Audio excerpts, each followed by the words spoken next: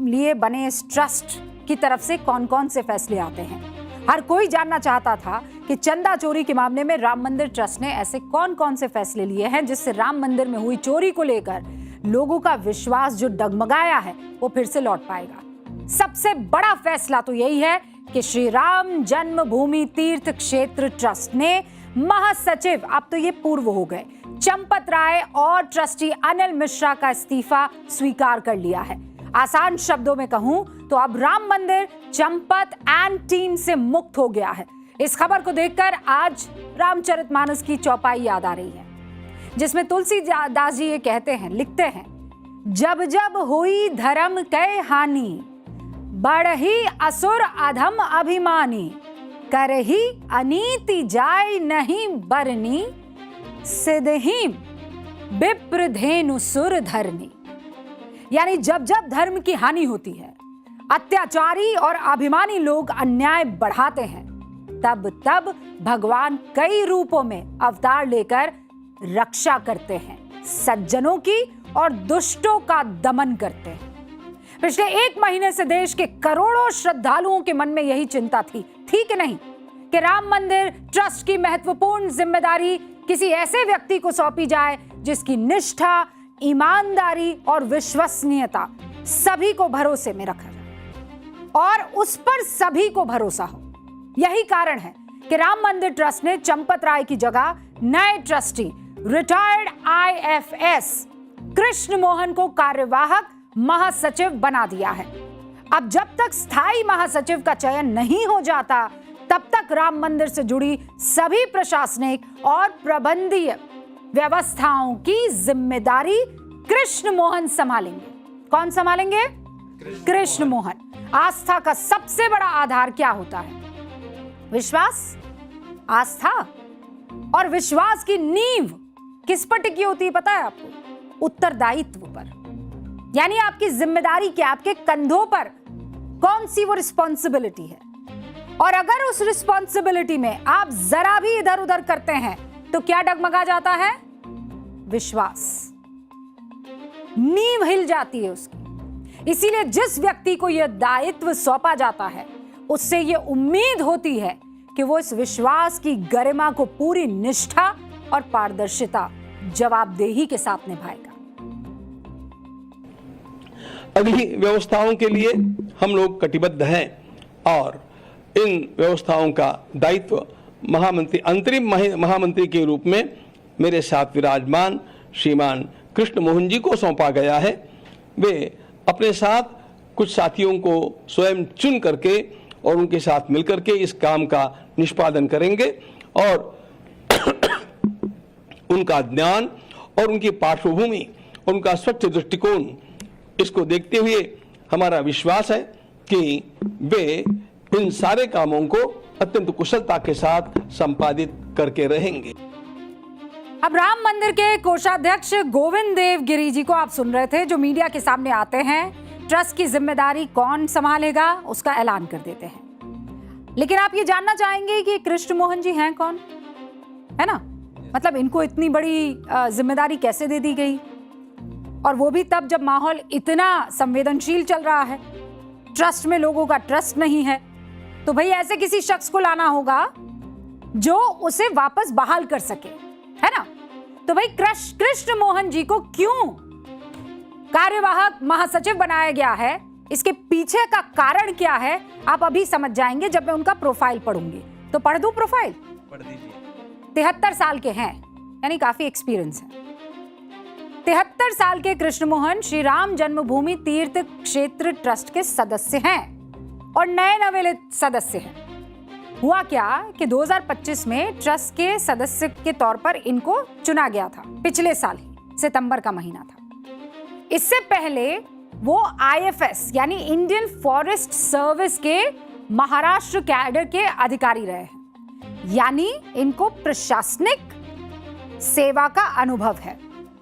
यानी इनको वो जो प्रोफेशनलिज्म होता है ना, कि भाई लेखा जोखा ध्यान में रखना है, एडमिनिस्ट्रेशन में एकदम मजबूत रहना है, हर चीज का एकदम मिनट टू मिनट ख्याल रखना है, वो प्रोफेशनलिज्म की दरकार इनसे की जाती है क्योंकि आईएफएस रहे हैं। 2012 में नौकरी से रिटायरमेंट हुआ, उसके बाद ये यूपी चले गए। यूपी इनका पैतृक शहर है, राज्य है, और वहां पर हरदोई में ये पैदा हुए थे, तो वहां जाकर रहने लगे।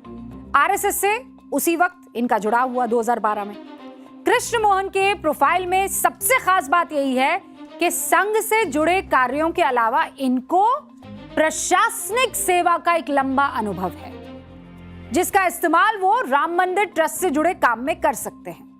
पिछले कई सालों से राम मंदिर ट्रस्ट में प्रशासनिक अनुभव की कमी महसूस हुई है। हालांकि ट्रस्ट में अयोध्या के डीएम मौजूद हैं, लेकिन उनके पास उतनी पावर नहीं थी जितनी चंपत राय जी के पास थी, या फिर अनिल मिश्रा जी के पास थी, या फिर गोपाल राव के पास मौजूद थी। पूरी तरह से ट्रस्ट के कामकाज जो डीएम है वो नहीं देखते थे। प्रशासनिक तरीके से काम करने से ट्रस्ट की जो मौजूदा व्यवस्था है ना, वो ट्रांसपेरेंट होने की उम्मीद जगी है कि अब जो कुछ भी होगा उसका लेखा जोखा, साथ में क्या आया क्या गया, किसको कौन सी जिम्मेदारी देनी है, क्योंकि खुद अपनी टीम लेकर आएंगे, इसका भी आज ऐलान किया गया। सुनिए। जब तक नए महामंत्री की नियुक्ति नहीं होती है उस समय तक मुझे महामंत्री का दायित्व का निर्वहन करने की जवाबदारी मिली है। इस जवाबदारी के निर्वहन करते समय मेरी कुछ प्राथमिकताएं होंगी। पहली, इसमें जो भी दोषी हैं, इस प्रकरण में जो भी दोषी पाए जाएंगे, हमारा आग्रह रहेगा उन सभी को न्यायोचित ढंग से जो भी उनको सजा मिलनी है मिले, इसके लिए हम बहुत आग्रही रहेंगे।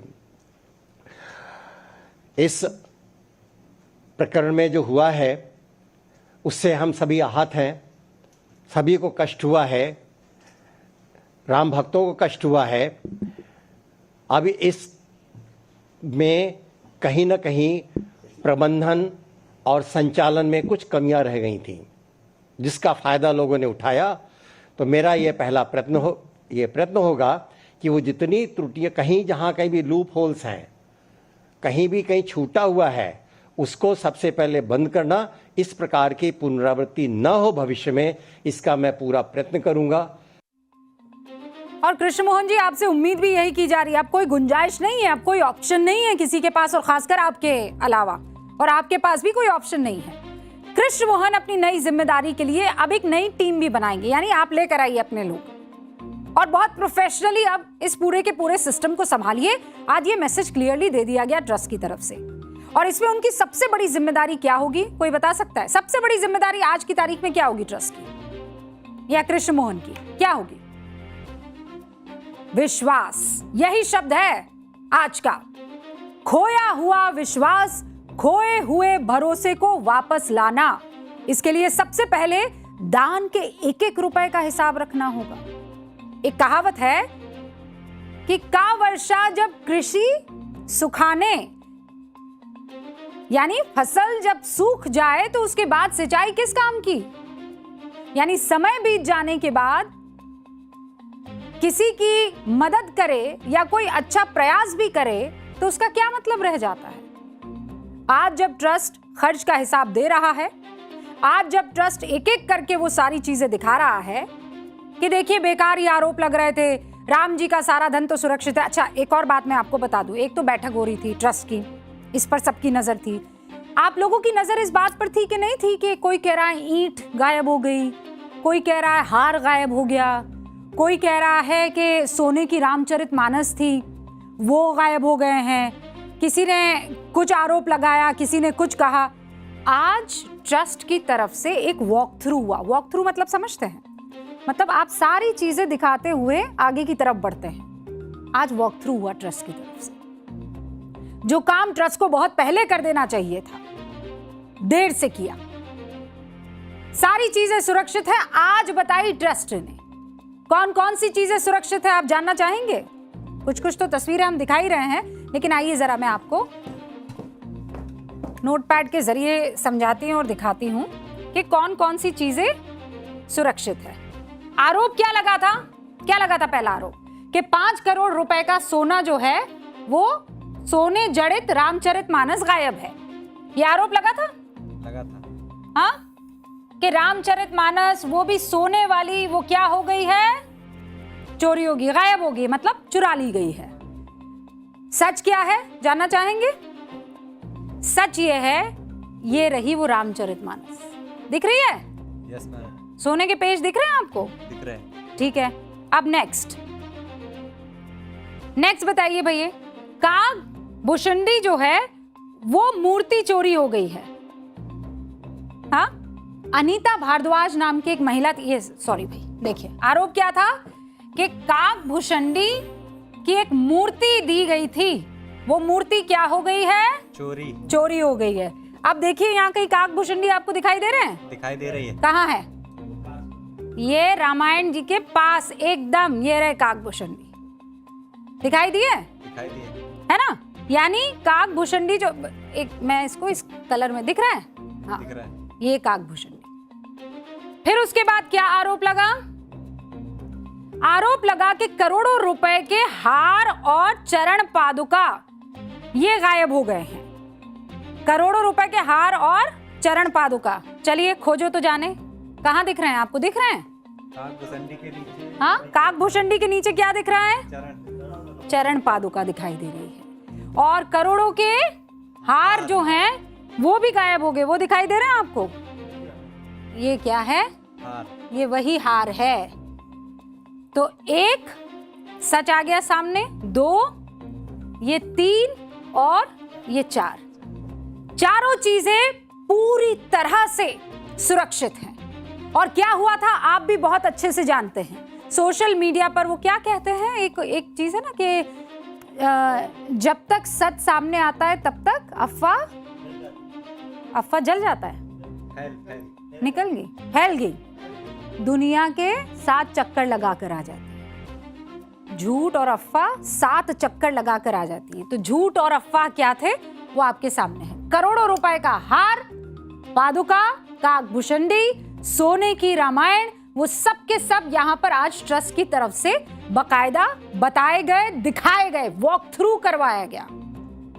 और ये भी आपको याद होगा, सिंधी समाज ने राम मंदिर निर्माण के लिए 200 किलो चांदी की ईंटों के गायब होने का दावा किया था, याद है कि नहीं है? याद है। हाँ, उसकी रसीद नहीं मिली, आज उसका भी जिक्र हुआ।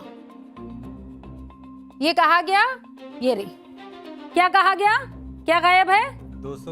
200 किलो की चांदी की ईंटें गायब है। ट्रस्ट ने दावा किया कि रिकॉर्ड में सब कुछ दर्ज है।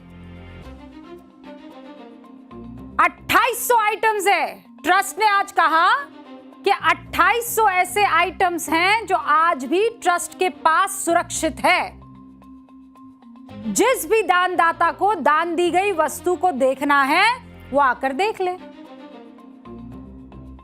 अब भाई ये सवाल हम मतलब खुला निमंत्रण दे दिया है। अब मैं ये पूछ रही हूं ट्रस्ट से और ट्रस्ट के तमाम पदाधिकारियों से और तमाम मेंबर्स से, प्रभु ये बात आप पहले कर देते ना। जब ये झूठ चक्कर लगा रहा था, पहला चक्कर लगा रहा था, आप 7 चक्कर लगाने के बाद जागे। जब पहला चक्कर लगा रहा था, कागभूषणी के वक्त ही अगर आप क्लियर कर देते, कोई आकर प्रेस कॉन्फ्रेंस कर देता, चरण पादुका प्रेस कॉन्फ्रेंस कर देता, तो किसी को इतना मौका नहीं मिलता ना। और मौका तो वैसे भी मिलना था क्योंकि इतनी गंभीर इस वक्त समस्या है कि जिनको सौंपा था जिम्मेदारी वही आज की तारीख में गैर जिम्मेदार निकले। यही काम अगर पहले दिन हो गया होता, पहले ही दिन देश और दुनिया को, राम भक्तों को यह बता दिया जाता कि नहीं भैया ये सब यहां पर है, किस बात का इंतजार कर रहा था ट्रस्ट? ये प्रश्न तो उठेंगे ना, और ये सवाल हम पूछेंगे। स्वर्णांकित रामचरितमानस की पोथी यहाँ पर प्रदान की गई है, वो अत्यंत आदर के साथ सुरक्षित रखी हुई आप यहाँ पर देख सकते हैं। जिन कागभूषणी जी महाराज का बार बार नाम लिया जाता है कि कहाँ है, वे यहाँ पर विराजमान हैं। जो बड़ा कंठा हार भगवान के लिए आया वह भी यहाँ पर आप देखेंगे। जिन पादुकाओं की बातें चली है, जिन पर भगवान के चरण चिन्ह अंकित है, ये पादुकाएं भी यहाँ पर है। ये सारे हमने केवल नमूने के रूप में जो वस्तुएं चर्चा में आई उन्हीं को यहाँ पर लाया है। ऐसी सारी 2800 वस्तुओं का पूरा संग्रह हम लोगों के पास सुरक्षित है, इसलिए किसी प्रकार के बवाल को निर्माण करने की आवश्यकता नहीं। अब 30 सेकंड लगे महाराज जी आपको ये सारी बात कहने में, और आपने इंतजार करवाया 300 घंटों से ज्यादा। ट्रस्ट की बैठक में क्या हुआ अब आपको ये भी बता देती हूं मैं। अब तक तो क्लैरिफाई हो गया कि जो कुछ भी ये बड़े बड़े दावे किए जा रहे थे, सोशल मीडिया पर जितना भी झूठ फैलाया जा रहा था, वो सब दिखाई दे रहा है।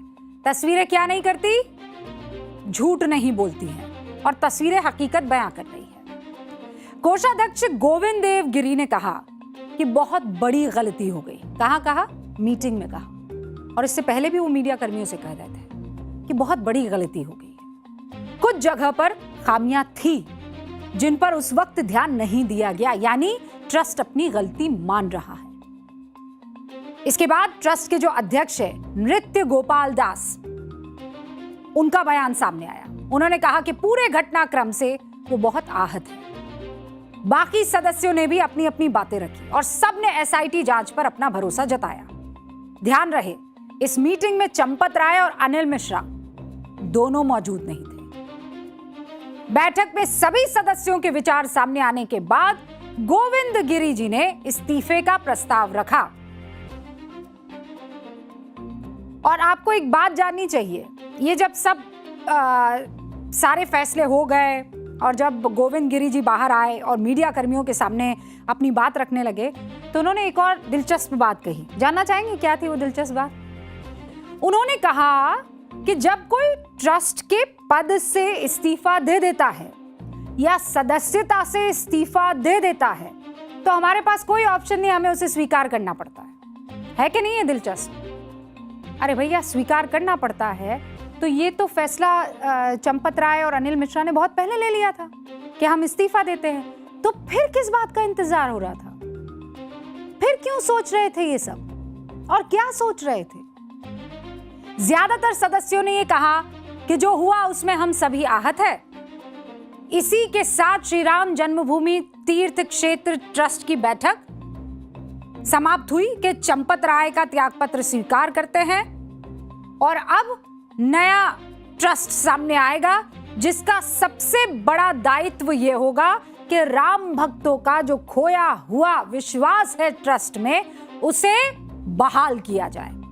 गोविंद गिरी जी आज जब चंपत राय के बारे में अपने विचार रख रहे थे तो बहुत से लोग सुनकर हैरान हुए, क्योंकि उन्होंने कहा कि चंपत राय का इस्तीफा उसी दिन स्वीकार हो गया था जिस दिन उन्होंने इस्तीफा सौंपा। सुनिए।